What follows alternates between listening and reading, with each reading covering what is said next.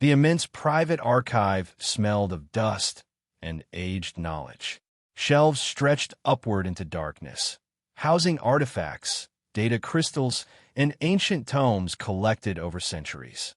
In the center of this fortress of information sat Xyler, an elderly Xylosian archivist whose pale blue skin had faded to a muted gray over their extended lifespan. Their four-fingered hands moved with deliberate precision across a holographic terminal, cataloging the day's acquisitions with methodical care. The soft hum of the archive's environmental systems was interrupted by rapid footsteps, too quick and too light to belong to another Xylosian elder.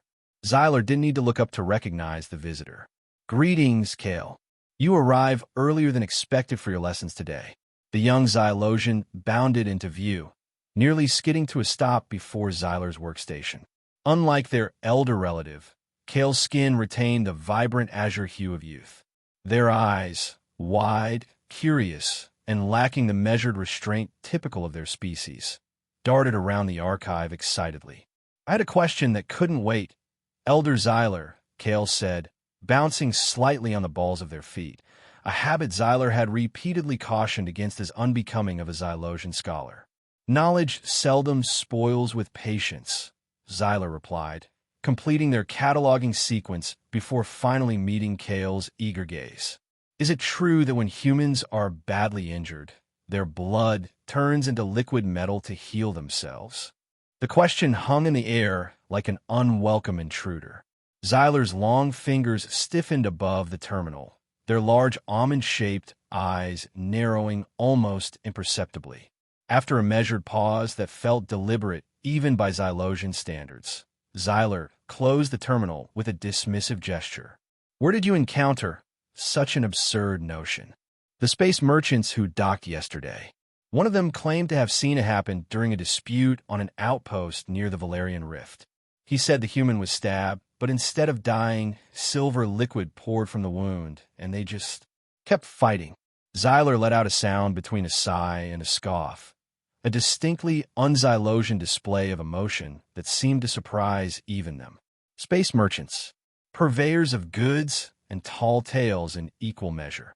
Xyler rose slowly from their seat, joints protesting the movement with soft clicking sounds.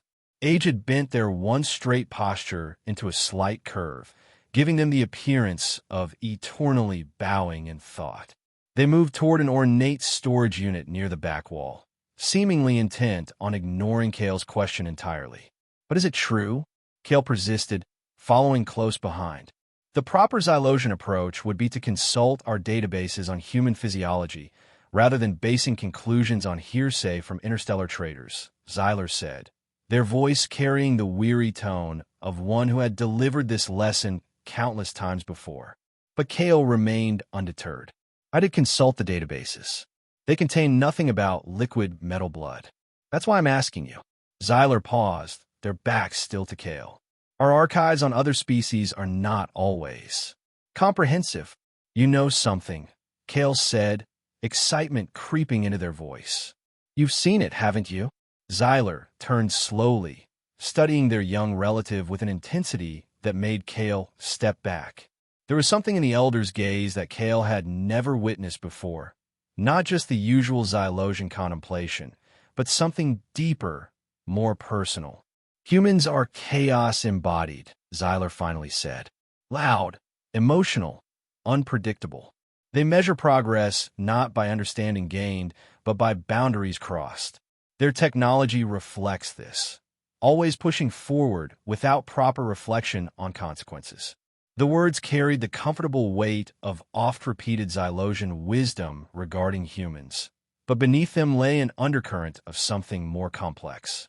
Kale waited, sensing that Xyler's words were merely a prelude. After what seemed an eternity, Xyler's shoulders lowered slightly. "Come, sit." They moved to a small alcove where two simple chairs faced each other. Once settled, Xyler stared at their hands for a long moment, as if deciding something of great importance. "What I am about to tell you is not about metal blood. That is a crude misunderstanding," Xyler began. "This is about a specific human and a technology they carried within them. More importantly, It is about perspective and judgment, about how easily we categorize that which we do not understand as either miraculous or monstrous. Kale sat perfectly still, hardly daring to breathe. I was not always an archivist, Zyler continued. In my younger years, I served as a field researcher on the remote outpost of Nexus 9 near the borders of human expansion. It was considered an important posting at the time, a place where multiple species converged for trade and diplomatic exchange.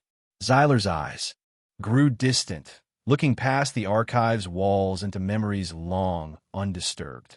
It was during my 73rd cycle. You would have been merely a theoretical possibility then. The outpost was experiencing increased tensions due to trade route disputes with the Severance. Routine, really. Nothing our standard protocols couldn't handle with proper analysis and measure negotiation. Zyler's fingers tapped a rhythmic pattern on the armrest, a rare sign of agitation.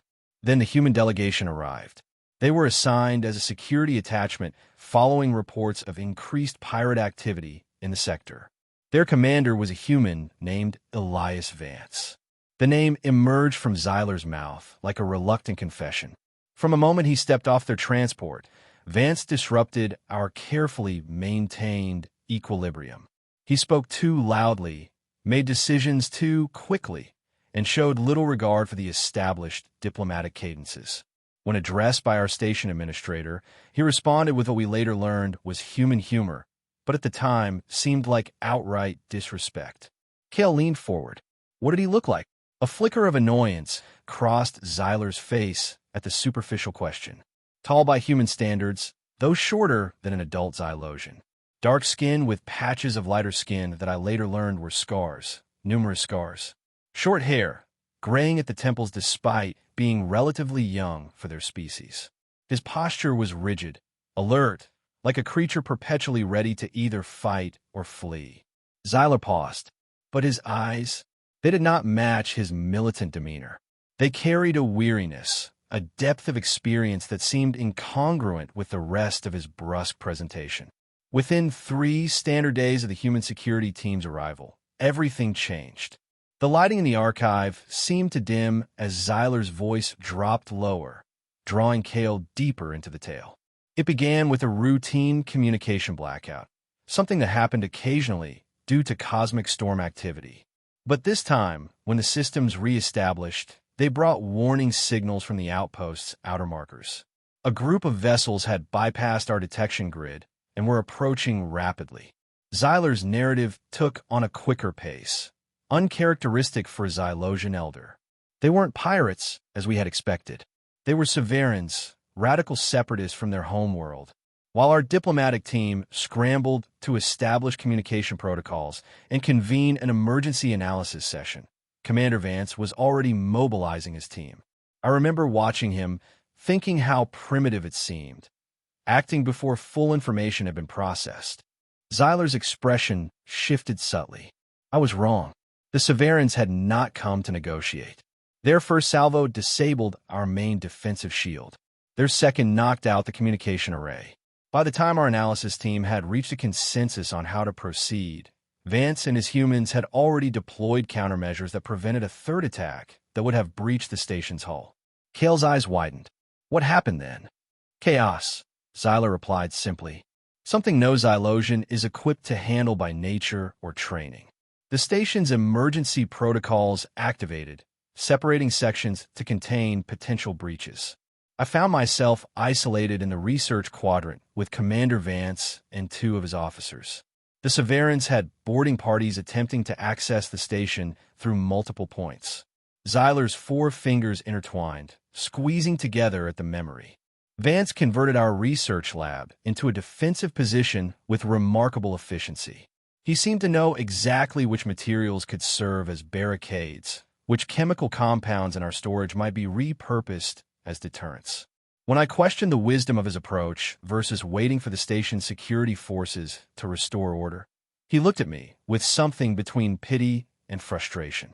Your security forces are pinned down in the administration sector, he said. We need to disable the Saveran's access to the environmental controls, or they'll decompress sections of the station to clear their path. Zyler's voice took on a hollow quality. I told him that such an action would violate at least 7 interstellar conventions and would constitute an act of war. He actually laughed, and said they shot first. This is already war.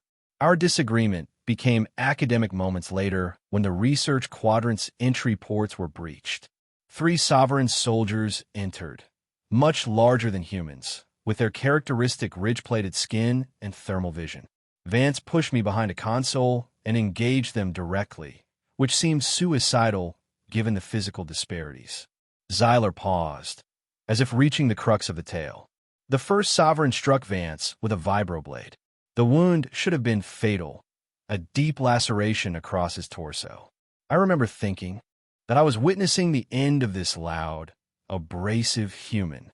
Instead, Zyler's voice lowered to nearly a whisper. Instead, the wound began to shimmer. From ports I hadn't noticed before, small, almost invisible seams along his arms, spine, and chest, a silvery substance emerged. It flowed like liquid, but moved with purpose, converging on the wound. Within seconds, it had formed a flexible seal. Vance grimaced in pain, but didn't fall. Cale barely breathed.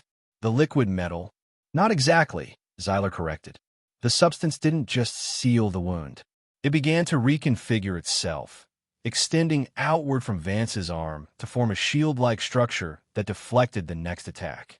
Then, just as quickly, it reformed into a blade-like extension from his other arm that he used to incapacitate one of the attackers. I watched, unable to comprehend what I was seeing. It violated everything I understood about biology, physics, and the natural order. This wasn't just advanced technology. It was something that blurred the line between machine and living tissue. Cale's voice was hushed with awe. Was it part of him? That was the question that haunted me, Zyler admitted. The sovereign boarding party was eventually repelled. Vance's wounds should have incapacitated him. Yet he continued to coordinate defense efforts through the crisis. The silvery substance would occasionally emerge to reinforce damaged areas of his body or form temporary tools as needed. It responded to him in a way that suggested both symbiosis and control. Zyler adjusted their position, joints creaking softly. When the immediate danger passed and station security was restored, I confronted him in the medical bay. I believe my exact words were, "What corruption of nature do you carry within you?" A ghost of a smile touched Zyler's lips. He was not offended. He looked tired beyond tired.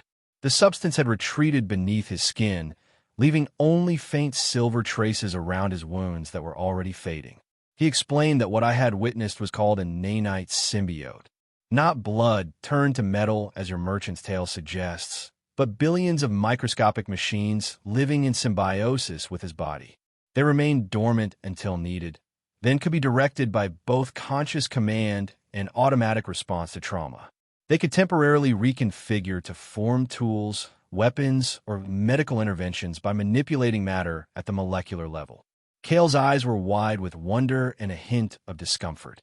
How did they become part of him? The technology was born from human conflict, Zyler said grimly. Vance told me it emerged during what humans called the Collapse Wars, a period when Earth's nations fought over dwindling resources. The nanite symbiote was developed as both a battlefield medical intervention and enhancement technology.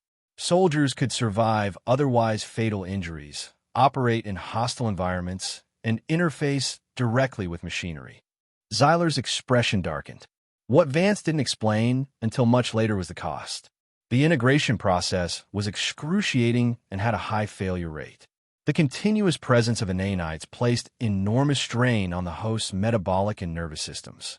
And there were psychological effects, subtle changes in thought patterns, occasional sensory glitches where the host would perceive data from the nanites as aberrant sensory input. He didn't volunteer for it, Zyler added softly. He was a casualty of a prior conflict, with injuries so severe that the experimental symbiote program was his only alternative to death.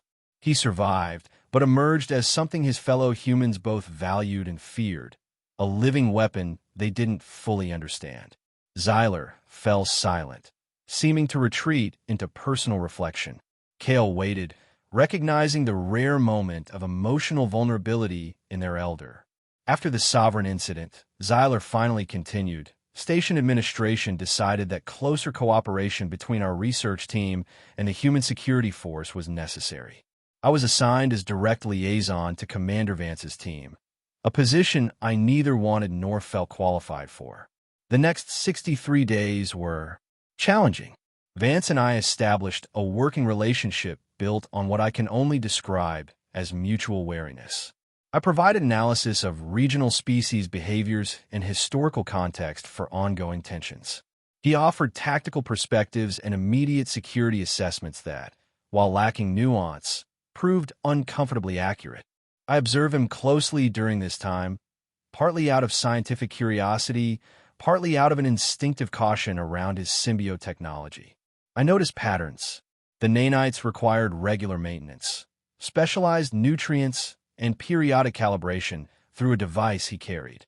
After extended use, particularly in combat situations, Vance would experience tremors, sensory hypersensitivity, and occasional dissociative episodes. Zyler's voice took on a contemplative tone. There was an incident at an asteroid mining facility we were investigating after reports of smuggling. The facility's internal security system activated unexpectedly, trapping us in a section with failing life support. The exit was blocked by a security door that required either an administrative override or physical force beyond normal capability. Vance interfaced with the door using his symbiote, extending silvery tendrils into the control mechanism. He managed to trigger the emergency release, but something went wrong. The nanites reacted to the facility's security countermeasures, spreading across his body in chaotic patterns. For 37 terrifying seconds, he lost control, the nanites forming rapidly changing structures across his skin while he convulsed in pain. Zyler's eyes closed momentarily at the memory. When he regained control, he was visibly shaken. Later, in private, he explained that the symbiote occasionally misinterprets signals, that maintaining the boundary between his intentions and the nanites' programming was a constant effort. They're designed to protect and enhance, he told me, but their definition of those objectives doesn't always align with mine. It was the first time I saw past the commander to the person beneath, someone forever changed by technology he hadn't asked for but had learned to live with. Someone in a perpetual state of negotiation with the very substance that kept him alive.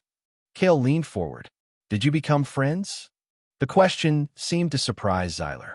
Friends? No, not by your understanding of the term. We achieved a functional understanding, perhaps even respect, but there remained a fundamental disconnect between our worldviews.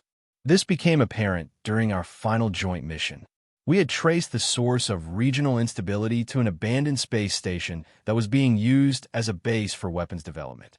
Xylosian High Command wanted thorough documentation and evidence gathering before considering intervention. Human authorities wanted immediate neutralization of the threat. Zyler's posture stiffened. We argued. I advocated for patience, for comprehensive analysis that would allow for diplomatic leverage against the responsible parties. Vance insisted that the weapons being developed, neurological disruptors specifically designed to target specific species' brain patterns, represented an imminent threat that justified immediate action. You analyze while people die, he told me. You collect data points while threats grow. Sometimes the universe doesn't give you the luxury of perfect information. I countered that hasty action based on incomplete understanding had been the downfall of countless civilizations, including periods of human history. The argument escalated until Vance said something I've never forgotten. The symbiote didn't change me as much as you think, Zyler. It just made the outside match what was already inside, a human trying to hold things together that want to fall apart. Kale tilted their head, processing the statement with typical Xylosian analysis. He was drawing a parallel between his physiological state and broader existential conditions. Perhaps, Zyler conceded. Or perhaps it was simpler, an admission that the dividing line between human and machine, between natural and artificial, wasn't as clear as I wanted it to be. We compromised eventually, gathered intelligence for 3 days before neutralizing the facility. The mission was deemed a success by both our authorities. Shortly afterward, I requested reassignment back to Xylos Prime, citing the need to compile and analyze the considerable data we had accumulated. Xyler straightened in their chair, as if physically returning to the present from the depths of memory. I resumed my academic career, published several well-received analyses on interspecies security cooperation, earned commendations that eventually led to this position. Xyler gestured around the archive, a respectable Xylosian path. And yet, Xyler continued, voice softer, I found myself occasionally tracking reports of human security operations in which Vance was mentioned. His missions grew more dangerous, more classified. The intervals between reports lengthened. Eventually, his name stopped appearing altogether. I told myself it was merely scientific curiosity, follow-up observation on a unique subject. I did not acknowledge the disquiet I felt as information became scarcer. 12 years after our time together, I received a secure transmission from a human diplomatic attaché. He informed me that Commander Vance had asked that I be notified of his status. There was no message, just a data file containing a heavily redacted mission report. Xyler's fingers trembled slightly, an almost imperceptible movement, but shocking for a Xylosian elder's usual composure. Vance had been part of an operation to infiltrate a facility developing technology based on stolen symbiote research. The details were sparse, but the outcome was clear. The facility had been developing a method to remotely override symbiote programming, effectively turning augmented soldiers like Vance into unwilling weapons. To prevent this, Vance had made a decision. Rather than risk capture or corruption of his symbiote, he had undergone an emergency separation procedure in the field. The process of removing or deactivating a fully integrated symbiote had been theoretically possible but never successfully performed. Xyler's voice grew tight. He survived, technically. The report indicated that the procedure left him with significant neurological and physiological impairment. He was retired to a care facility on a distant human colony. The final page contained his medical status. Patient retains cognitive function but experiences global paralysis, requires full life support, communicates via ocular tracking interface. The archive seemed suddenly too quiet, too still. I sat with that knowledge for days. The great Commander Vance, who had seemed indestructible, who had moved with such purpose and intensity, now imprisoned in an unresponsive body. He had chosen that fate rather than risk becoming a weapon against those he had sworn to protect. It forced me to confront my own judgments. I had viewed him through the lens of Xylosian values, seeing impulsiveness where there was necessary action, seeing dangerous integration with technology where there was adaptation to impossible circumstances. I had cataloged him as a cautionary example of human excess rather than seeing the individual navigating an impossible situation with the tools available to him. Xyler looked directly at Kale, their gaze unusually intense. I had failed to understand not just Vance, but what his existence represented, the lengths to which sentient beings will go to survive, to protect others, to maintain some sense of purpose in a universe that offers few absolutes. Kale absorbed this in silence before asking, "Did you ever contact him? After you knew?" A flicker of pain crossed Xyler's features.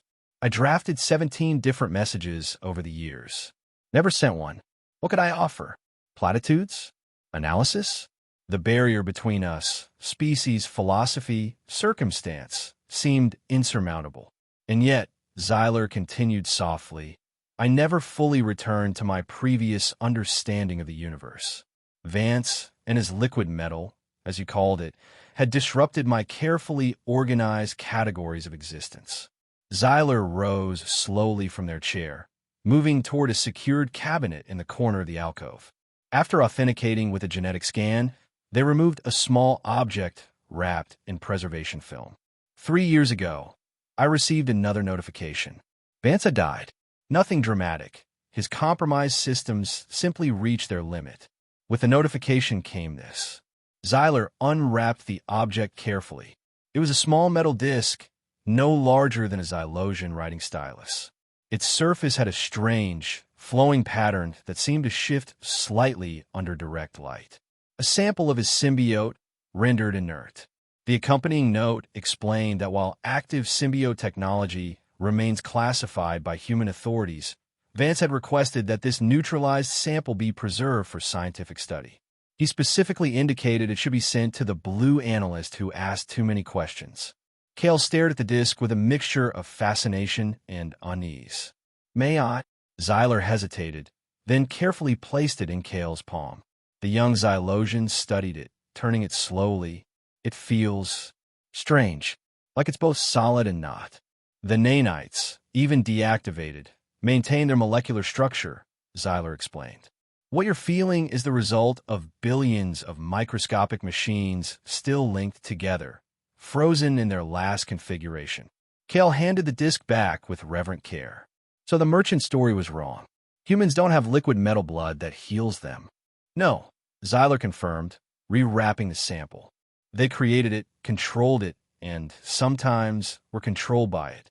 It represents both their ingenuity and their desperate need to survive against all odds, even when the cost is their humanity itself." Xyler returned the sample to its secure housing before turning back to Cale. The young Xylosian's expression had changed, the earlier excitement replaced by contemplative silence. "I see something has shifted in your understanding," Xyler observed. Cale nodded slowly. "I thought it would be a simple story of strange alien biology or amazing technology. But it's sadder, more complicated. Reality usually is," Xyler said, "especially when it involves beings different from ourselves. We Xylosians pride ourselves on objective analysis, but true comprehension requires more than data points. It requires recognition of experiences we haven't shared, choices we haven't faced." Cale stood, processing the lesson in the methodical Xylosian way. "Thank you for sharing this history, Elder Xyler. I understand now why our databases contain no mention of liquid metal blood. Some knowledge exists in the spaces between official records," Xyler said, returning to their workstation. "In personal experiences that defy convenient categorization."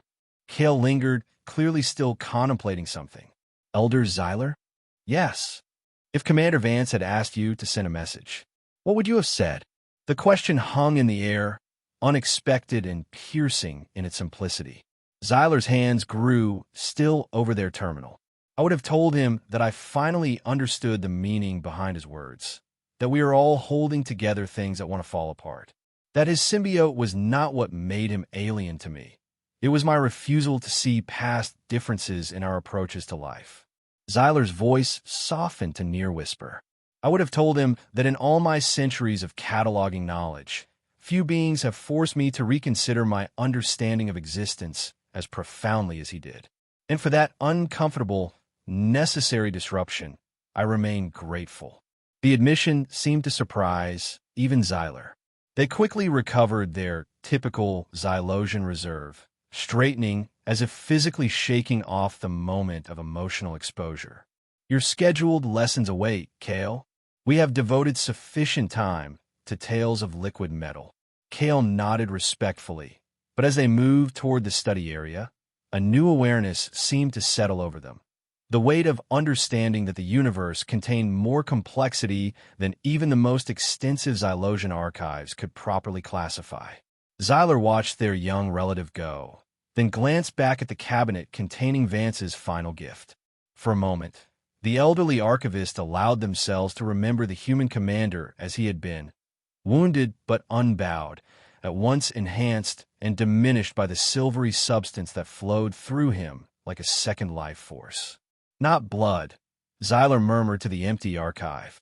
"Something both more and less than blood, like all the barriers we create between ourselves and others."